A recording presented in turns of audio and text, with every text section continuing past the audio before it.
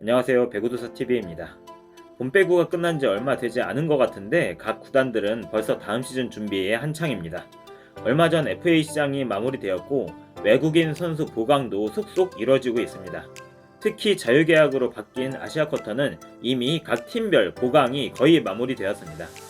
GS는 타나차와 계약을 체결했고 현대건설은 메가하티 영입설이 돌고 있는 상황이고 도공은 아직까지는 발표가 되지 않았고 흥국생명은 저스티스, 기업은행은 오사나이가 확정되었습니다.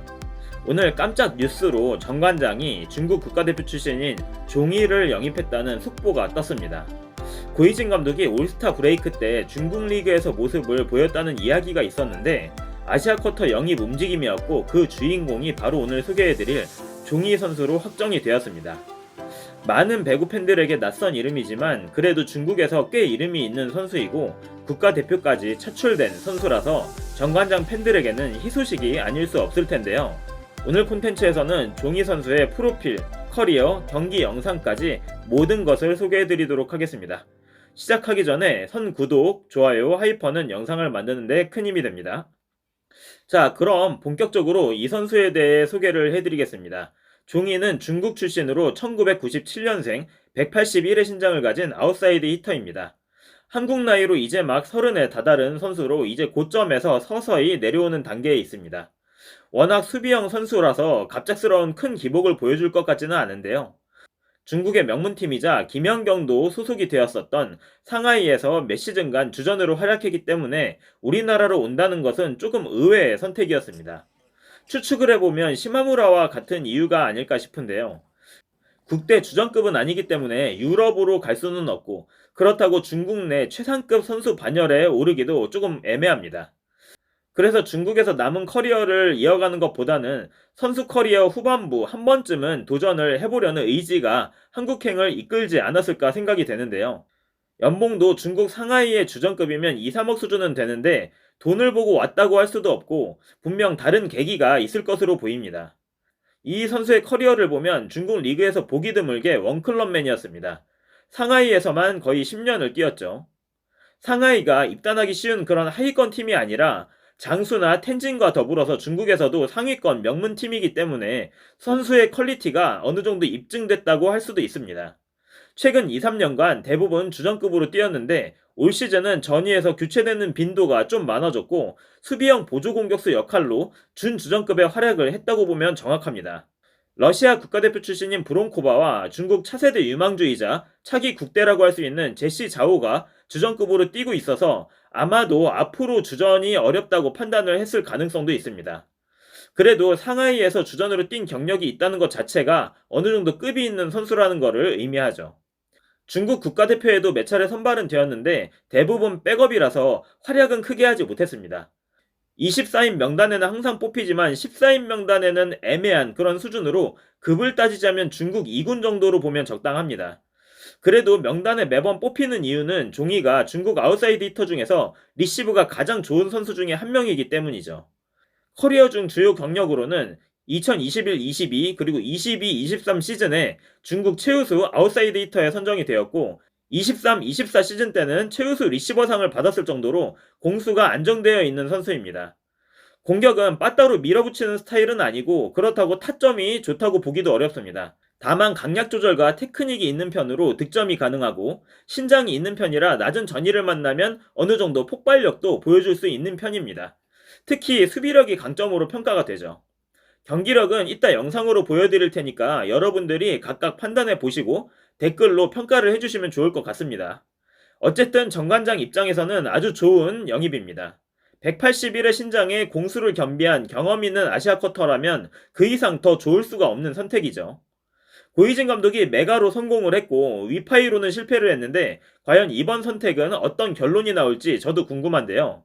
그러면 이제 종이의 경기 영상을 보여드리도록 하겠습니다. 그리고 나서 다시 한번 경기력에 대해서 분석을 해보겠습니다. 그럼 함께 보시죠.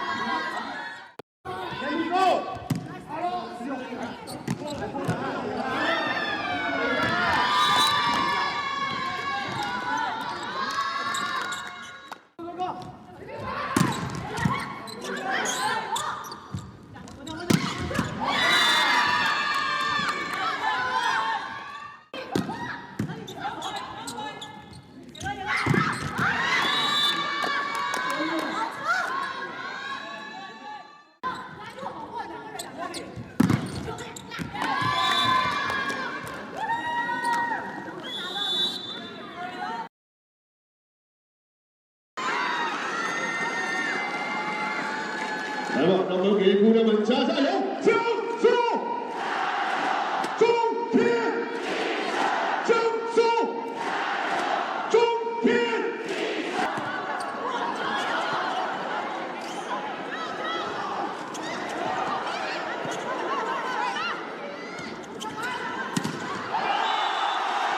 红场对立，蓝黄争霸。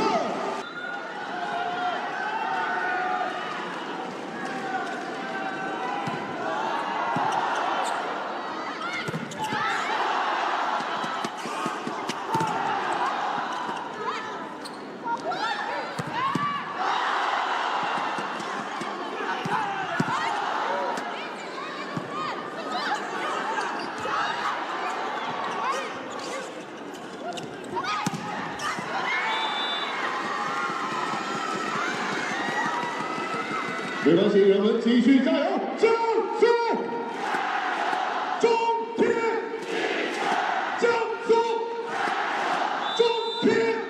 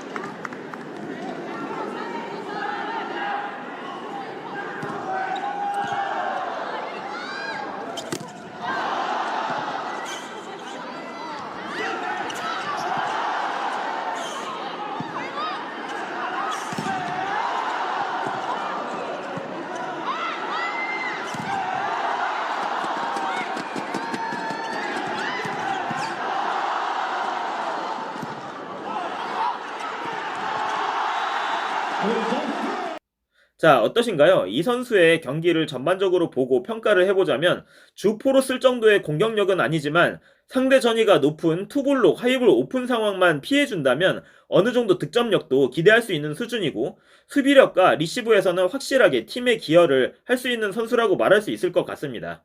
공격력으로 따지면 매경기 평균 15점 수준으로 타나차와 대등한 수치를 보일 것으로 전망이 되고 수비는 오히려 더 나을 수도 있겠다는 생각이 들었습니다. 그녀에 대한 중국 내 평가를 하나 소개해드리면 신체적인 우위가 있지는 않지만 끈질기고 포기하지 않는 정신을 갖춘 보조 공격수라는 코치의 평가가 있었는데 팀 내 슈퍼스타는 아니지만 여러 부분에서 팀을 잘 굴러가게 하는 안정성을 만들어주는 선수라고 정의하면 적당할 것 같습니다.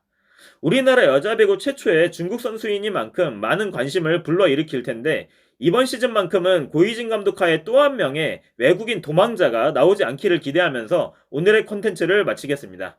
재밌게 보셨다면 구독, 좋아요, 댓글, 하이퍼 잊지 마시고 저는 아시아 쿼터 특집 2탄 오사나이 편으로 빠른 시일 내에 돌아오도록 하겠습니다. 시청해주셔서 감사합니다.